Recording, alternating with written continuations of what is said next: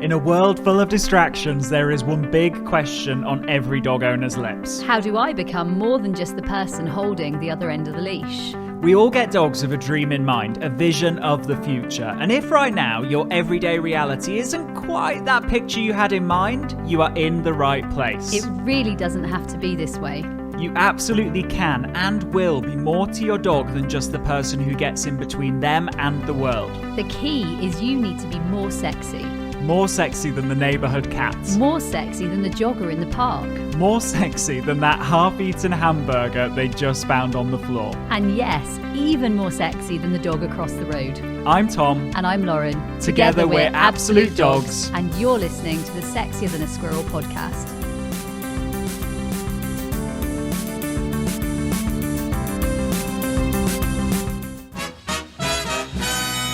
Hello and welcome to the Sexier Than a Squirrel podcast, the podcast that gives you real life dog training and sometimes even human results. Now today, I think we've got quite an exciting topic. Yes, because we are going to be talking about food and specifically utilising food to the max when it comes to working with your dog, which, as you'll know, if you have a dog that maybe isn't particularly foodie, it can be a little bit of a challenge. Like there maybe aren't as many doors open to how you work with your dog, and yet actually there are solutions. Just because your dog maybe isn't particularly excited about food right now, it does not have to stay that way. Whether your dog is a raw food eater, whether your dog eats kibble, whether your dog eats home baked, you know what, you name it, we've seen it. We absolutely want to help you with your dog and food. Yeah. Now, you know, obviously, you've been here long enough to know about ditch the bowl and ditch the routine, or maybe you're brand new. You know what? We ditch the bowl here at Absolute Dogs. We ditch the bowl, and we ditch the bowl for so many different reasons. Concept building in our dogs, brilliant things like proximity training, confidence training. All of these things are enabled and facilitated through ditching the bowl. However, we have question after question, and loads of people email the Ask team. That's our customer service team. They email the Ask team asking, how about this and how about that with my dog, because my dog doesn't want to take the food, or my dog isn't foodie. Well, I think that's probably our first starting point, Tom. Yeah, what about a dog who isn't foodie? And I think just touching on that, you know, you might be thinking, well, my dog is foodie, so is this for me? And I think there are a few different, I guess, areas that you can really benefit from when you invest in understanding food and exploring food options a little bit more. First is obviously training. Second is enrichment for your dog, because it's way more fun to not eat from a bowl. And the third one is actually well-being and optimizing wellness and moving from a place of survive to a place of thrive. And so food is kind of important. Gone are the days where it's like just pick the nearest bag off the shelf in the supermarket. That's probably not going to get you to your dog owning dream. So thinking about foodie dogs, or rather not foodie dogs, and making them foodie, the first thing to understand is that really their enjoyment of food is going to be made up of two layers. The first is, do they naturally like the food that you're using? Are you using something that is naturally tasty to them? I'll give you an example. I was playing with a little dog the other day, and I could not work this out. She's normally quite hungry, she's normally quite foodie, and I rolled, I bowled, I played Thunder and all the other cool games that you get in the training academy and Sexier Than a Squirrel for all of you academy students out there. Literally nothing was working. And then I realised I'd switched a bag of food. I was using it was a moist food actually, and I personally with my own dogs, I use home baked, I use raw, I use kibble, I use a bit of everything. And I'd switched a bag, and I'd used, it was a top end bag, it was a good brand. And you know what? She just didn't like it because I changed for something else, something dry actually. I changed for something else, and she was absolutely up for working. And so I do think our dogs have their preferences. And so I don't think that, no, you don't need to go and try everything and 50 different foods later. But I do think sometimes your dog will give you information, and that is, I do have a preference, and I don't like this. Absolutely. And then the second layer to that is actually experience. So what experience do we create around the food, which in turn makes the food more valued? So for example, we might roll it, bowl it, catch it, hide it, and in turn actually the experience almost becomes more important than the taste. Now, when we realize that these two elements are always working together, we need to become masters of that in working with our dogs, because that's going to unlock real life results and unlock the dog owning dream. And we've actually created a brand new program exactly geared towards that, which is food, the two layers of food, thinking about experience, sure, but actually exploring what you can achieve through considering the taste and the value and actually unlocking home baking. Considering how you're using it on a day-to-day basis, because so many people on a day-to-day basis aren't necessarily smart in what they're doing. You know what people say, you can be like crazy busy, but actually not being smart and efficient. I do think with food, it's not dissimilar.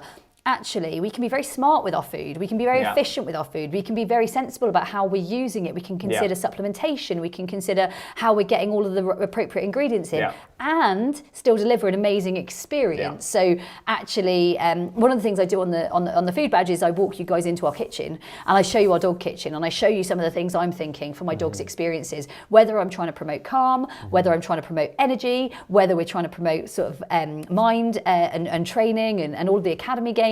We think about it differently, and I do think we've hit a level of smart, efficient and wellness, which I think is, wow, what a boost. What a boost. Absolutely, and what we've got the opportunity of is, again, moving from that survive to thrive, survive to dog owning dream, and it's really from understanding some fundamental things. Like, for example, first fundamental that I think it's really worth talking about is actually getting a feel for what are your dog's preferences, observing your dog, and that's not just preferences in terms of taste, but preferences in terms of experience. So if your dog naturally likes to chase things and that's one of your struggles, well, they're probably going to like chasing their food.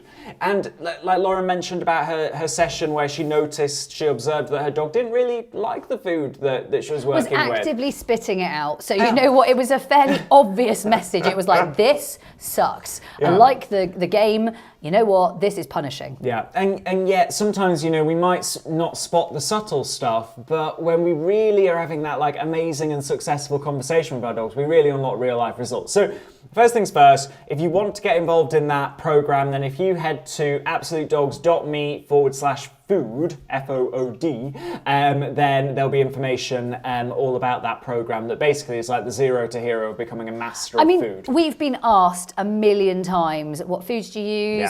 What treats do you use?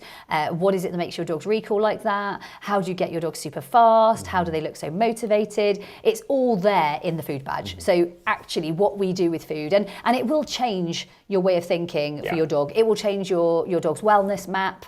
It will change your dog's overall health and well-being. It really has so many different skills to unlock there when you open that one. However, we also want to give you loads of tips here and now. And so on a day-to-day basis, I think it'd be worth us just giving you some top tips on a day in the life of our dogs when it comes to feeding. So I'm going to start off, ladies first, and all that. And so I'm going to start off and I'm going to say, number one, I absolutely never, ever, if I can help it, put anything in that bowl unless I've got it left in the evening. And if I've got it left in the evening and I really think the dog is maybe needing that little bit extra, I'll probably still scatter it. I absolutely will not, from a food point of view, do that. So whether I'm feeding raw, whether I'm feeding kibble, whatever I'm feeding, I put it in my pockets. Personally, I don't put raw in my pockets, I put home baked, and that you can unlock in the food badge. We put home baked treats in the pockets and I'll be carrying them around with me. They're nice, they're non-greasy, they're easy to use, they contain all of my dog's sort of what they need.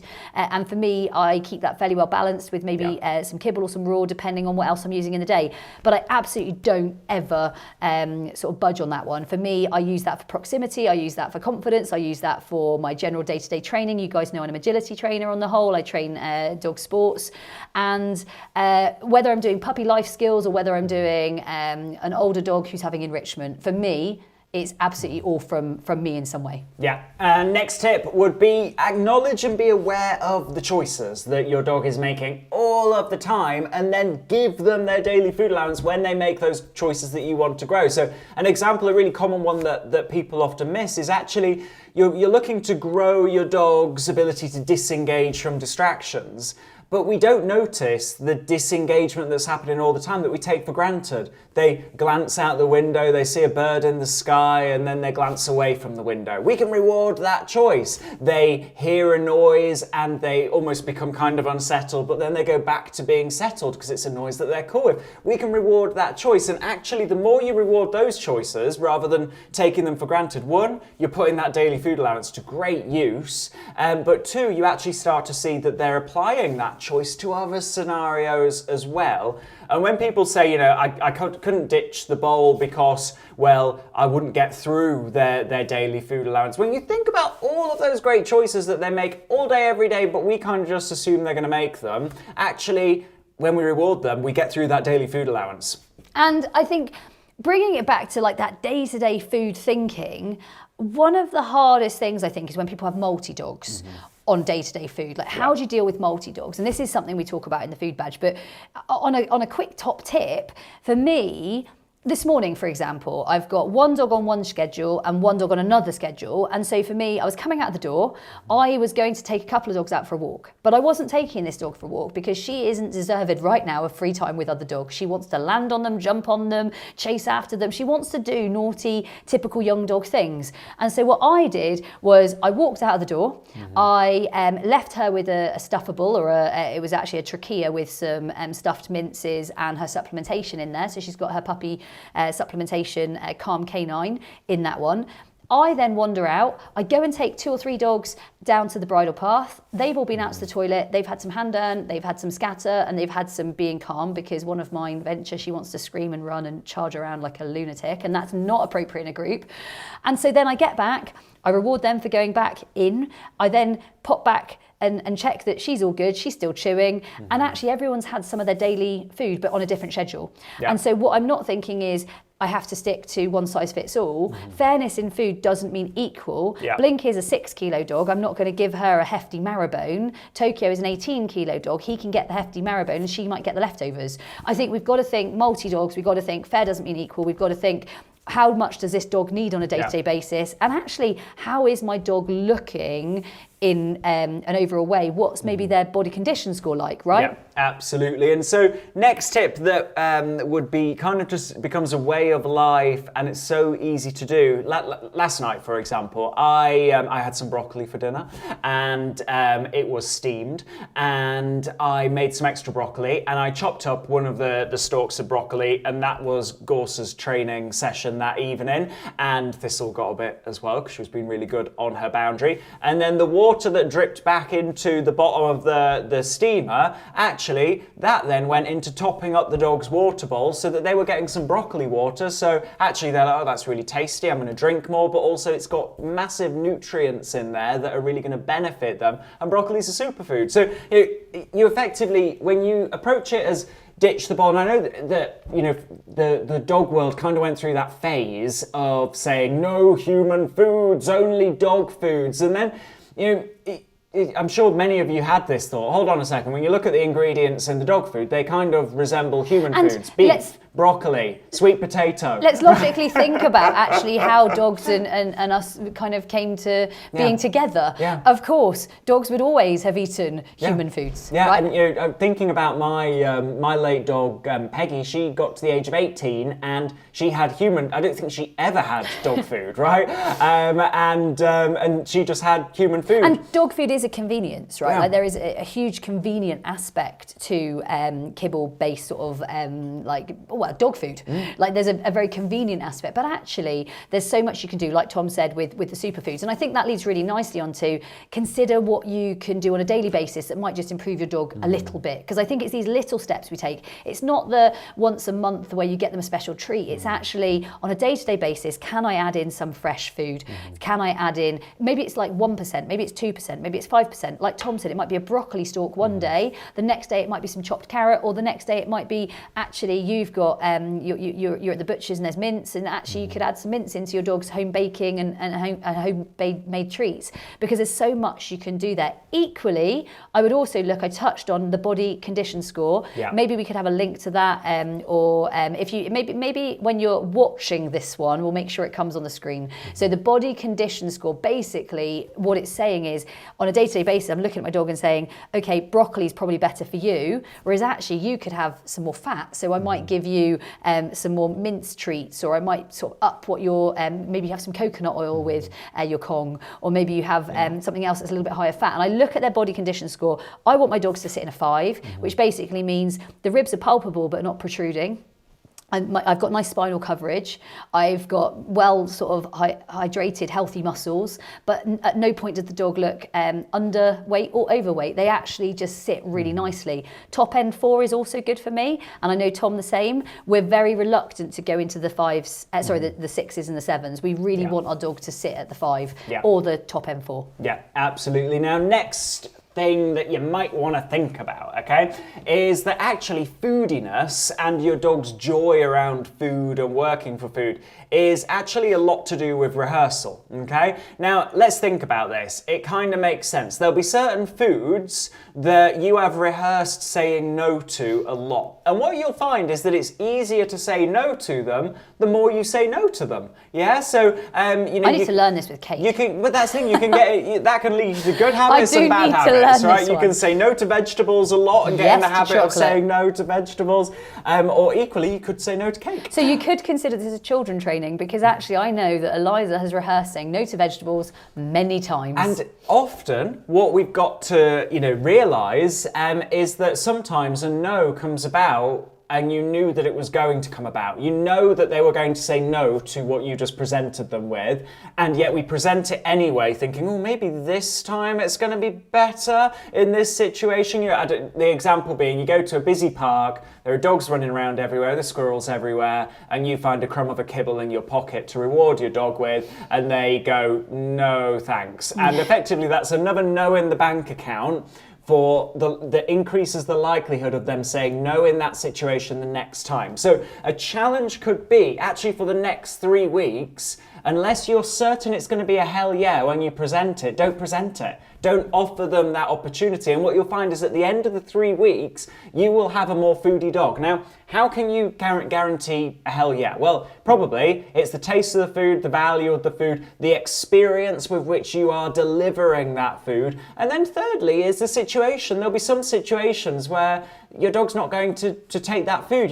From a vet perspective, I see this a lot where dogs on the vet table and the owner's got some really kind of low value crumb of a kibble in their pocket, and they try and present it to the dog, and the dog goes, no thank you, I'm actually quite scared up here, and that just kibble, a bad deal. That kibble's not cutting it. And we know that just by the situation that is not going to cut it. But imagine at the end of 3 weeks when you've just set up hell yeah after hell yeah, and there's hell yeahs going in the bank account. Suddenly a better deal. You can then expand the situations, you can reduce the value, you don't have to work as hard with the experience, but you've got to get that rehearsal in. Where I've seen that a lot, Tom, is when I'm playing catching with my dogs. They rehearse so much to catch that suddenly you throw a piece of broccoli at them and they catch it anyway, and then they're like, ate it, throw more pieces of broccoli. And it's so funny, especially with the collies, because obviously Tom and I have multi-breeds, but the collies are way fussier than the cockers for me, and yet you'll suddenly see them like, and then they're like, hang on a second, did I just eat something different? And they're like, cool, ate something different. Yeah. So I love that you can almost like rehearse eating. Okay, rehearse eating broccoli. Yeah. And so if you've got a dog like that, I think that can help. One more thing. Go on, look at us. We get very excited here. Another great example of that I see a challenge with a lot is where owners will bring their dog into the practice and say,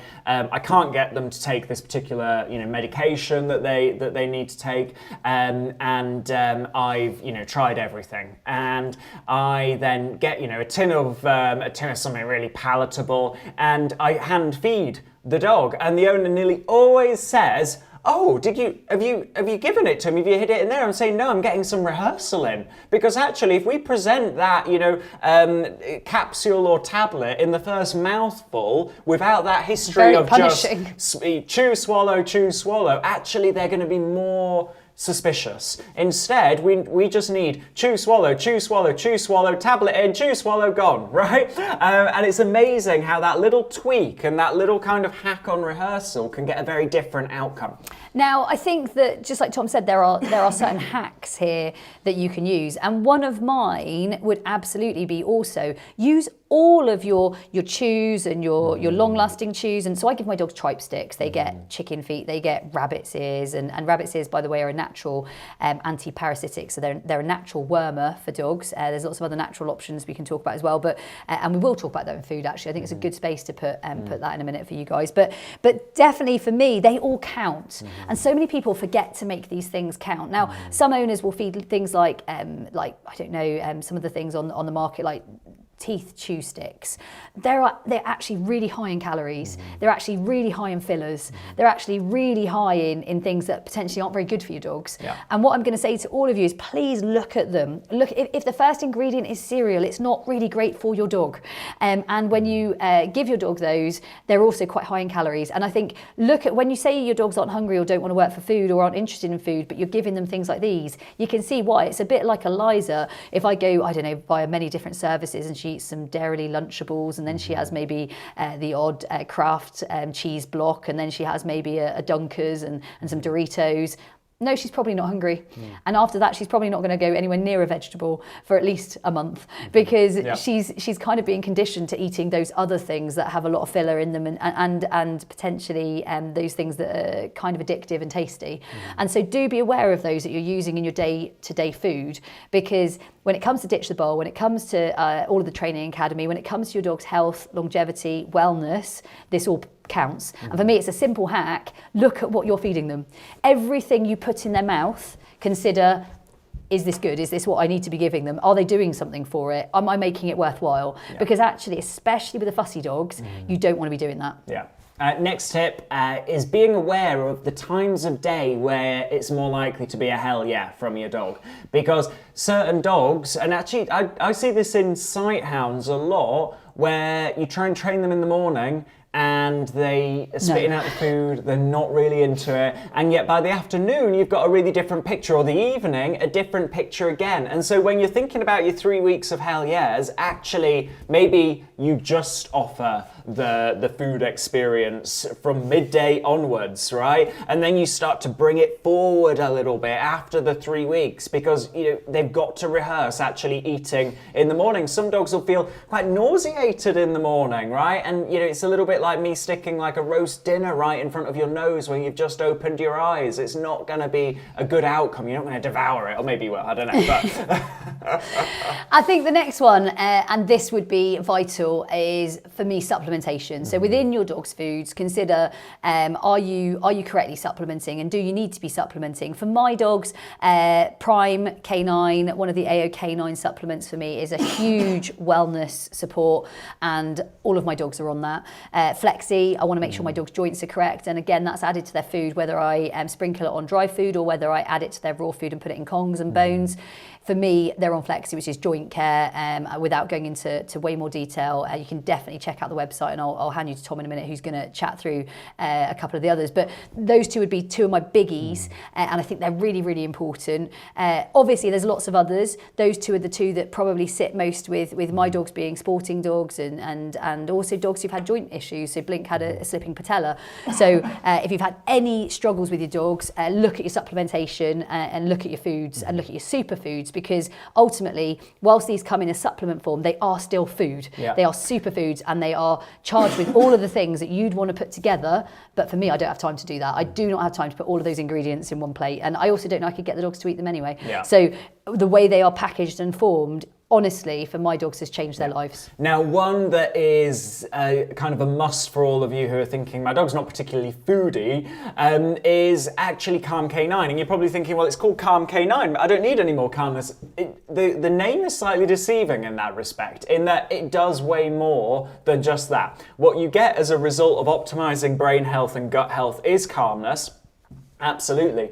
But what there's a lot of evidence for, mounting evidence for, is that if you've got an unhappy gut microbiome, this can create this outcome of anhedonia. Now, that's just a fancy word of saying you don't really get joy in the things that you would typically get joy in. And it's a characteristic of, if any of you have experienced periods in your life where you've been depressed and your emotions have been predominantly sadness or anxiety, and you don't necessarily have joy for the things that typically you would. And there's a really nice study in 2016 that actually transplanted the gut microbiome from a population of humans experiencing those emotions into a population of rats. And all of a sudden, when the rats were given the choice of sugary syrup or water, they were just kind of going for whatever was nearest. Whereas anybody that knows rats and just animals in general, they'd go for the sugary syrup, right? And so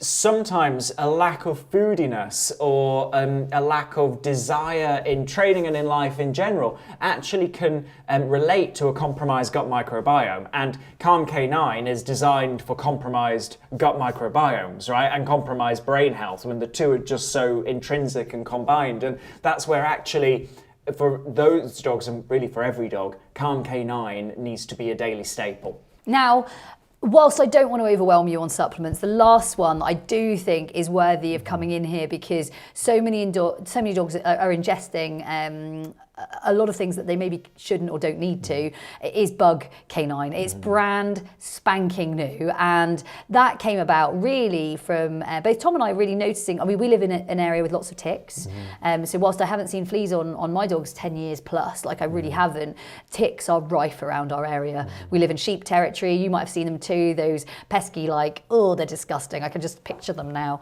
and blood filling, and for me, it's definitely not something we want for our dogs. So for me, in terms of what can I give my dog that's a superfood, because I don't want to be giving chemicals and toxins, which potentially, for me, number one, they ingest, or we put them on their coat topically, and actually a lot of the information says don't touch these things and don't put your dog in water, and chemically it doesn't sit well with me. Secondly, like we have said, actually potentially dogs are becoming immune to them, and systems are becoming... That, there are a few things there. First of all, that there's individual differences between dogs, and no chemical is suited to an entire species when applied or ingested. So there are always going to be those dogs that actually don't get on with that, and the challenge is that the chemicals that are used in those products often persist for 30 days to 90 days, right? So that's not something that you can just flick the switch off. And also get it out, like how do you get it out or off, right? How do you get it out? And then second thing is that parasites, there's increasing concern about resistance to these chemicals,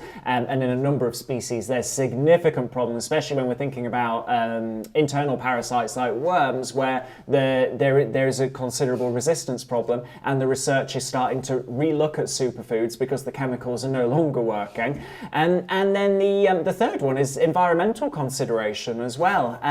If a product is saying don't swim when your dog is wearing, don't let your dog swim when wearing this collar, that's because it's having a significant environmental impact and when for that me, is happening. When you read and it says do not touch, like you must not touch these chemicals, you must not put your hands on these chemicals, you must not, and the way you dispose of these chemicals, I just think we have to be a little bit more awake. I'm not saying right or wrong, we're saying awake. And so for us, Bug K9 was a must. I was out there working out what we could source in terms of herbs. I was there picking from the garden. I was saying, Tom, this is getting a bit extreme. And I was literally every day. And yet there's mounting evidence for, and really actually I say mounting, but it's actually, the evidence has always been there.